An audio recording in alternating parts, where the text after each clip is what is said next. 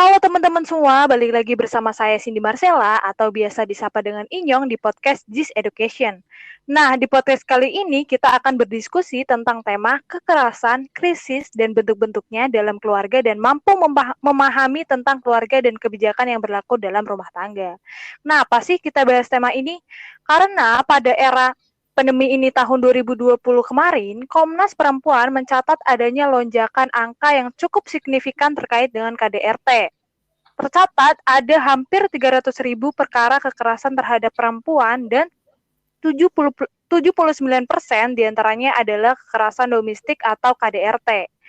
Nah, untuk itu saya ditemani teman-teman saya ada Syafira, Jennifer, atau biasa disapa JJ, Sofia, dan ada Syahna. Selamat malam teman-teman semua. Malam, baik. Malam. Oke, hari ini kita akan membahas tentang tema itu. Tapi sebelumnya saya ucapkan terima kasih teman-teman sekalian yang sudah subscribe dan like channel ini, dan yang belum subscribe dan like, yuk jangan lupa subscribe dan like ya. Baik guys, untuk pengantar ya, tadi sudah kita sampaikan ke teman-teman semua kalau kita bakalan bahas tema yang berkaitan dengan KDRT atau kekerasan dalam rumah tangga. Nah, ada beberapa poin yang akan kita bahas pada diskusi kita hari ini, yaitu yang pertama, apa sih KDRT itu? Mungkin teman-teman belum banyak yang paham atau belum mengetahui KDRT itu seperti apa, kemudian bentuk-bentuknya seperti apa, dan lain-lain. Yang kedua, kita akan membahas tentang krisis keluarga, bentuk, faktor, upaya mengatasi. Nah guys, menurut kalian itu lingkupnya seperti apa sih? Orang kan mungkin taunya kekerasan dalam rumah tangga ya melakukan kekerasan di dalam lingkup rumah tangganya itu ke anak, istri, dan sebagainya. Kalau secara peraturan yang kalian ketahui itu seperti apa sih? Mungkin kalian akan bisa menjelaskannya? Boleh saya dulu, Mbak Cindy? Oke, silahkan Mbak Syafira. Oke, terima kasih. Jadi kekerasan dalam rumah tangga itu kan merupakan suatu tindakan yang terjadi di dalam rumah tangga yang dilakukan dengan lawan jenis kelamin sehingga menimbulkan penderitaan terutama perempuan dalam bentuk domestik maupun publik. Pengertian kekerasan dalam rumah tangga sendiri menurut Undang-Undang 23 tahun 2004 itu perbuatan terhadap seseorang terutama perempuan yang mengakibatkan kesengsaraan, penderitaan secara seksual, fisik, psikologis, dan penelantaraan, dan penelantaran lainnya termasuk ancaman melakukan perbuatan perampasan kemerdekaan secara hukum dalam ranah rumah tangga. Untuk mencegah kejahatan di dalam rumah tangga, biasanya terdapat di dalam undang-undang yang menyatakan tentang rumah tangga, yaitu ancaman pidana terhadap kekerasan fisik dalam lingkup rumah tangga.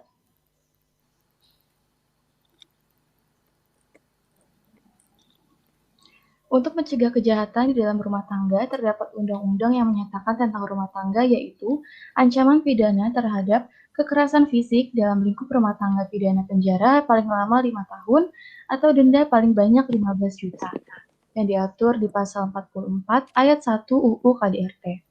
Dan KDRT yang dilakukan oleh suami terhadap istri yang tidak menimbulkan penyakit atau halangan untuk menjalankan pekerjaan atau kegiatan sehari-hari, ancaman pidana penjara paling lama yaitu 4 tahun 4 bulan atau denda paling banyak 5 juta yang terdapat di pasal 44 ayat 4 UU KDRT. Seperti itu Mbak Cindy. Oke, terima kasih Mbak Syafira. Jadi begitu ya teman-teman pengertian dari kekerasan dalam rumah tangga. Nah, terus nih ya, orang-orang kan taunya pasti KDRT itu sebenarnya tuh KDRT kekerasan fisik aja atau ada yang lain sih? Mungkin Mbak Sofia bisa menjelaskan? Baik, terima kasih Mbak Cindy. Jadi teman-teman, KDRT ini bukan cuman kekerasan fisik aja ya, karena bentuk-bentuk dari KDRT ini tuh bermacam-macam. Yang pertama yaitu yang sudah disebutkan tadi, kekerasan fisik yang melingkupi main tangan seperti melempar benda keras, menampar, memukul, bahkan hingga menyulut api ke tubuh. Nah, yang kedua yaitu kekerasan psikis. Kekerasan psikis adalah perbuatan yang mengakibatkan ketakutan, hilangnya rasa percaya diri, atau kemampuan untuk bertindak, rasa tidak berdaya, dan atau penderitaan psikis berat pada seseorang. Kekerasan psikis ini berupa cacian ataupun makian. Kekerasan psikis ini juga bisa berupa pelarangan, pemaksaan, dan isolasi sosial. Contohnya yaitu pasangan pencemburu yang melarang pasangannya untuk bergaul dengan siapapun selain dirinya. Lalu, selanjutnya ada kekerasan seksual. Bentuk kekerasan seksual umumnya adalah tindakan pemaksaan hubungan seksual dan pelecehan seksual. Perlu diketahui nih bahwa pemaksaan hubungan seksual dengan pola yang tidak dikehendaki itu termasuk ke dalam kekerasan seksual. Dan yang terakhir yaitu kekerasan penelantaran rumah tangga. Yang dimaksud dengan kekerasan penelantaran rumah tangga yaitu berhubungan dengan memberikan kehidupan dan perawatan. Pelaku biasanya tidak memberikan nafkah, membatasi finansial korban dengan tidak wajar, atau bahkan menguasai penghasilan pasangan sepenuhnya. Jadi ada berbagai macam ya bentuk-bentuk KDRT, nggak cuma kekerasan fisik aja. Begitu Mbak Cindy. Alah, jadi begitu ya. Nah, KDRT itu kan ada banyak ya bentuknya, mulai dari kekerasan fisik, psikis, seksual, sampai kekerasan penelantaran rumah tangga. Nah, terus nih ya, yang kita lihat kan kebanyakan korban KDRT itu perempuan. Apa mungkin kalau korban KDRT bisa terjadi pada laki-laki? Yang seperti kita lihat kan, atau yang ada di berita-berita biasanya itu perempuan ya kebanyakan. Mungkin gak sih terjadi pada laki-laki? Mungkin Mbak JJ bisa menjelaskan Iya, atau sebelumnya memberi tanggapan? Mbak Cindy. Sangat mungkin Ya, laki-laki itu mendapat KDRT ya. Jadi tuh meski yang selama ini kita tahu umumnya adalah wanita yang mendapatkan KDRT, ternyata banyak juga pria yang kena KDRT. Misalnya nih, istri yang marah dan melempar suaminya dengan benda tertentu atau istri yang sering memarahi suami sehingga menimbulkan ketakutan pada sang suami. Gitu sih Mbak Cindy. oke. Jadi teman-teman ya, KDRT itu berarti bisa terjadi baik itu perempuan maupun laki-laki. Nah, terus nih segala sesuatu kan pasti ada penyebabnya dong ya. Lalu apa sih faktor penyebab terjadinya KDRT? Silahkan dijawab, Mbak Syahna. Iya. Oke, terima kasih Mbak Cindy. Terima kasih juga teman-teman yang udah ngejelasin tentang KDRT tadi. Nah, di sini penyebab terjadinya KDRT itu ada faktor-faktor yang menjadi penyebabnya terjadi KDRT, khususnya secara fisik dan seksual terhadap perempuan.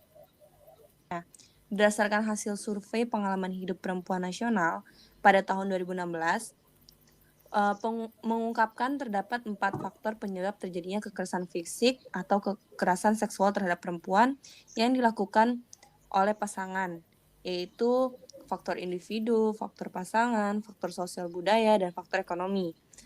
Faktor individu merupakan perempuan yang menikah siri maupun secara agama, secara adat ataupun kontrak berpotensi 1,42 kali lebih besar mengalami kekerasan fisik dan seksual. Kemudian, faktor seringnya bertengkar dengan suami membuat perempuan 3,95 kali lebih tinggi mengalami kekerasan fisik dan seksual. Yang kedua ada faktor pasangan. Perempuan yang suaminya memiliki pasangan lain berisiko 1,34 kali lebih besar mengalami kekerasan fisik maupun seksual. Begitupun juga dengan perempuan yang suaminya berselingkuh dengan perempuan lain berisiko 2,48 kali lebih besar mengalami kekerasan fisik dan seksual. Yang ketiga ada faktor ekonomi. Rumah tangga dengan tingkat kesejahteraan yang semakin rendah cenderung memiliki risiko lebih tinggi mengalami kekerasan fisik dan seksual. Karena ekonomi merupakan aspek yang lebih dominan menjadi faktor kekerasan pada perempuan dibandingkan dengan aspek pendidikan. Dan yang terakhir ada faktor sosial budaya, seperti timbulnya rasa khawatir akan bahaya kejahatan yang mengancam. Misalnya, perempuan yang selalu dibayangi kekhawatiran memiliki risiko 1,68 kali lebih besar mengalami kekerasan fisik dan seksual. Selain itu, ternyata perempuan yang tinggal di daerah perkotaan juga memiliki risiko 1,2 kali lebih besar mengalami kekerasan fisik dan seksual. Gitu sih Mbak Cindy. Oh gitu ya Mbak Syahna. Terus gimana nih caranya biar kita tahu kalau kita tuh mengalami KDRT? Apa ada tanda-tanda khusus gitu? Mungkin Mbak Syafira bisa menjelaskannya? Oke, untuk mengenali secara pasti mengenai tindakan KDRT juga pastinya kan nggak mudah ya, teman-teman. Bahkan terkadang korban sendiri pun tidak mengetahui bahwa dirinya telah mengalami KDRT. Dan bahkan beberapa orang yang sadar bahwa dirinya merupakan korban, tapi biasanya mereka tuh nggak berani untuk melaporkan kekerasan yang mereka alami karena berbagai alasan, baik alasan malu karena aib maupun alasan bertahan demi anak-anak. Nah, tapi tenang aja, saya akan menyebutkan beberapa tanda kekerasan dalam rumah tangga yang mungkin sedang kalian alami atau kerabat kalian alami. Tanda-tandanya itu diantaranya ada misalnya mulai dari dipanggil dengan sebutan yang merendahkan, dilarang bekerja atau sekolah, dilarang menemui anggota keluarga lainnya, juga bisa mengalami penganiayaan fisik seperti dipukul, ditendang, dan lain sebagainya. Dan lebih parahnya lagi, adanya ancaman dengan senjata, dipaksa melakukan tindakan seksual di luar keinginannya, dan dikambing hitamkan atas segala kekerasan yang dilakukan oleh pasangannya. Seperti itu, Mbak Cindy.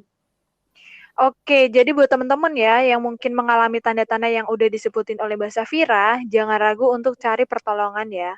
Bisa ke keluarga, teman, sahabat, atau lembaga profesional seperti Komnas Perempuan. Baik, kita lanjut ke pembahasan yang kedua yaitu mengenai krisis keluarga. Krisis keluarga itu apa sih? Apa krisis keluarga itu sama seperti KDRT? Silahkan Mbak Sofia untuk menjawabnya. Baik, Mbak Cindy. Krisis keluarga itu tentu saja berbeda dengan KDRT, karena KDRT itu kan kekerasan yang terjadi di lingkup keluarga, seperti yang tadi dijelaskan di awal oleh Mbak Syafira.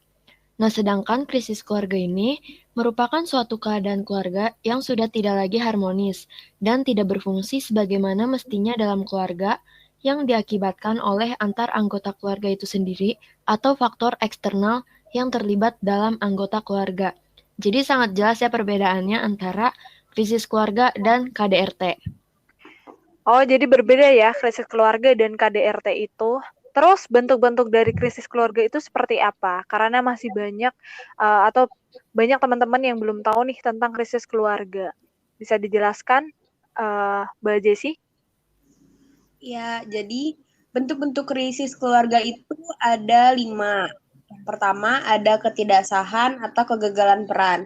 Merupakan unit keluarga yang tidak lengkap, dapat dianggap sama dengan kegagalan peran lainnya dalam keluarga karena sang ayah atau suami tidak ada atau karena tidak menjalankan tugasnya. Setidaknya ada satu sumber keluarga baik ibu maupun bapak untuk menjalankan kewajiban perannya. Yang kedua ada pembekalan, perpisahan, perceraian, dan meninggalkan. Terputusnya keluarga di sini disebabkan karena salah satu atau kedua pasangan itu memutuskan untuk saling meninggalkan. Yang ketiga ada keluarga selaput kosong. Di sini anggota-anggota keluarga tetap tinggal bersama tetapi tidak saling menyapa atau bekerja sama dengan satu yang lainnya. Dan terutama gagal memberikan dukungan emosional satu kepada yang lainnya. Yang keempat, ada ketiadaan seseorang dari pasangan karena hal yang tidak diinginkan. Beberapa keluarga terpecah karena sang suami atau sang istri telah meninggal, dipenjarakan, atau terpisah dari keluarga karena peperangan, depresi, atau malapetaka yang lain. Yang terakhir, ada kegagalan peran penting yang tidak diinginkan, yaitu malapetaka dalam keluarga mungkin mencakup penyakit mental dan emosional. Gitu kira-kira Mbak Cindy, bentuk-bentuk krisis dalam keluarga. Wah, lumayan banyak juga ya bentuk-bentuk dari krisis keluarga ini. Lalu mengenai faktor penyebabnya itu apa? Boleh dong tolong jelaskan Mbak Syahna. Baik, terima kasih Mbak Cindy. Nah, faktor yang menimbulkan terjadinya krisis keluarga itu ada 7. Menurut Sofyan Willis, pada tahun 2009, faktor yang dapat menimbulkan terjadinya krisis keluarga, yang pertama ada komunikasi. Keluarga tanpa komunikasi bukan saja dapat menyebabkan kesalahpahaman, namun juga saling menjauhkan dunia masing-masing, sehingga akan nampak jarak yang semakin lebar di antara satu anggota dalam satu keluarga. Yang kedua, ada sikap egosentrisme. Sikap egosentrisme adalah sikap yang menjadikan dirinya pusat perhatian. Misalnya, seorang ayah tidak mau membantu ibu untuk menemani anaknya yang masih kecil, sementara ibu sedang sibuk di dapur. Alasan ayah karena mau olahraga. Akibatnya ibu marah-marah kepada ayah dan ayah pun membalas dengan kemarahan pula. Terjadilah pertengkaran antara ayah dan ibu di hadapan anak-anak. Yang ketiga ada masalah ekonomi. Masalah tentang ekonomi ada 2 jenis penyebabnya. Yang pertama, kemiskinan, dan yang kedua, pola gaya hidup. Kemiskinan jelas berdampak terhadap kehidupan sebuah keluarga. Misalnya, jika faktor kemiskinan yang menyebabkan terjadi krisis keluarga kurang jelas, bagaimana mungkin jika terbatas dalam hal pendapatan, lalu dapat mencukupi kebutuhan hidup suatu keluarga. Tetapi ini juga masih bersifat relatif, tergantung bagaimana memaknai cukup minimal standar hidup yang layak. Yang kedua, karena pola gaya hidup. Kemiskinan seperti ini dapat dikatakan kemiskinan yang terselubung, misalnya untuk memenuhi standar hidup yang layak dalam arti normal, belum tercukupi, tetapi pola dan hidup individu termasuk kategori ini sudah menunjukkan seperti orang kaya atau mengikuti pola dan gaya hidup orang kaya. Yang keempat ada masalah kesibukan. Kondisi orang tua yang sibuk, baik suami ataupun istri, dapat menyebabkan terjadinya krisis dalam keluarga, terutama masyarakat perkotaan. Kesibukan adalah ciri-ciri yang paling menonjol. Hal ini tentu terkait dengan pencarian materi, yaitu harta dan uang. Padahal ukuran kebahagiaan bukanlah uang sebagai patokan. Justru demikian banyak terjadi keluarga yang berusaha dan bekerja keras, tetapi belum juga berhasil seperti yang diharapkan. Justru akan membuat frustasi atau kecewa berat akibat gagal dalam ekonomi suami ataupun istri yang dapat berakhir dengan bunuh diri. Yang kelima ada masalah pendidikan. Pendidikan seringkali menjadi pemicu dalam permasalahan keluarga. Misalnya jika si suami atau istri pendidikannya rendah, tentu wawasannya juga terbatas tentang lika-liku kehidupan sebuah keluarga. Apalagi jika ada persoalan dalam keluarga dan ada turut campur mertua baik dari pihak suami maupun pihak istri, maka persoalannya semakin rumit. Yang keenam ada masalah perselingkuhan. Ada beberapa faktor yang menyebabkan terjadinya perselingkuhan. Pertama, hubungan suami istri yang sudah hilang kemesraan dan cinta kasih. Hal ini berhubungan dengan ketidakpuasan seks, istri kurang menarik ketika di rumah. Terus ada kecemburuan baik secara pribadi maupun hasutan. Kedua tekanan pihak ketiga seperti mertua atau anggota keluarga yang lainnya dalam hal ekonomi. Ketiga, adanya kesibukan masing-masing baik suami ataupun istri sehingga rumah bukan tempat yang nyaman untuk tinggal. Dan yang terakhir, jauhnya dari agama. Jika keluarga yang jauh dari ajaran agama selalu mengutamakan dunia dan materi semata-mata dapat menghancurkan keharmonisan keluarga tersebut. Mengapa? Karena banyak terjadi di sekitar kita jika anak-anak dididik dan diajarkan dengan nilai-nilai yang jauh dari kebenaran agama, maka kelak anak akan menjadi pembangkang, melawan kepada orang tua, dan akhirnya akan menjadi anak yang durhaka. Itu sih Mbak Cindy. Wah, ternyata faktor penyebabnya lebih banyak ya daripada bentuk-bentuk krisis keluarga yang tadi. Tapi ada nggak sih upaya dalam mengatasi krisis keluarga tersebut? Ada faktor sama faktor penyebab, pasti ada upayanya dong. Boleh Mbak Syafira mungkin jelaskan? Oke Mbak Cindy, terima kasih. Jadi gini, setiap persoalan tentu ada jalan keluarnya ya Mbak. Demikian juga dengan krisis keluarga yang harus dicari akar permasalahannya. Krisis keluarga itu bisa bersumber pada suami, istri, maupun anak-anak. Jika persoalan bersumber dari pihak internal keluarga seperti ayah, ibu, dan anak, mungkin penyelesaiannya akan lebih mudah.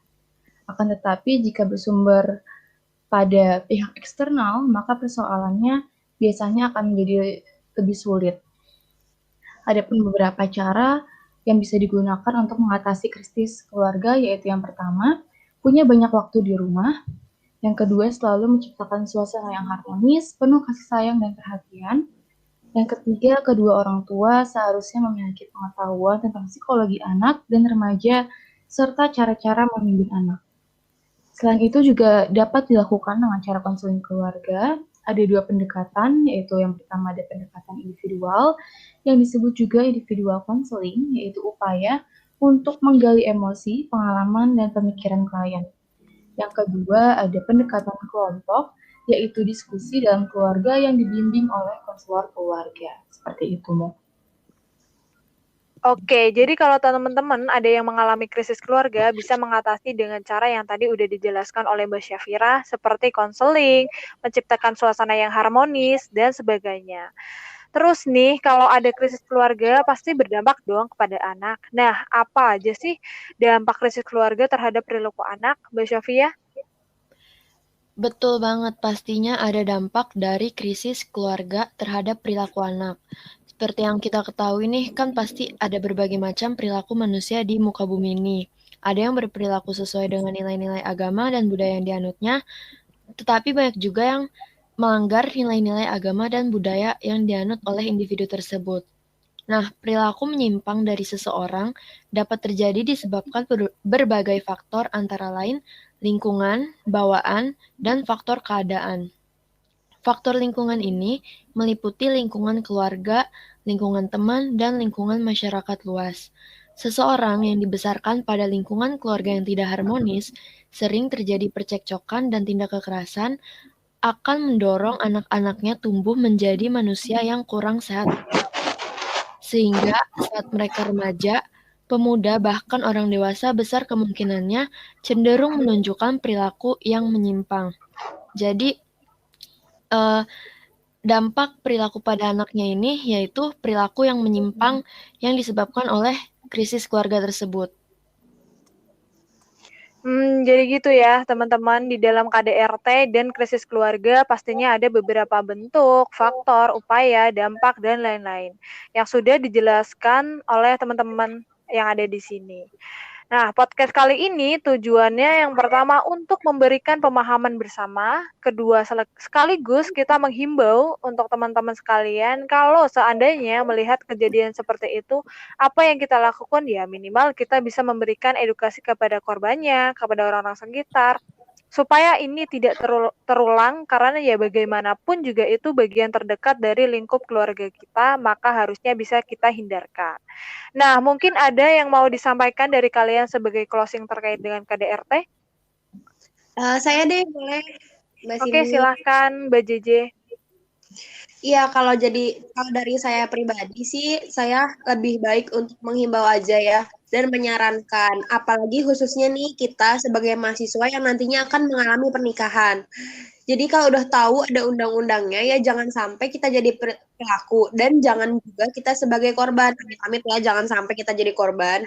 Dan Iya. juga dari semua itu karena kita tahu negara kita ini negara hukum. Jadi kalau kita ngerasa sebagai pelaku ya monggo sadari hukumannya dan jika kita sebagai korban silahkan dilaporkan oleh tetangga atau kerabat kalau kerabat terdekat kita gitu. Baik, terima kasih teman-teman yang ada di sini yang sudah meluangkan waktunya untuk kita berdiskusi. Dan semoga kita bisa bertemu di podcast-podcast berikutnya. Tetap jaga kesehatan dan patuhi protokol pemerintah yang sudah ditetapkan. Sampai jumpa. Sampai jumpa. Terima kasih semua. Ya, terima kasih Mbak Terima Cindy. Terima kasih. Ya, sama-sama.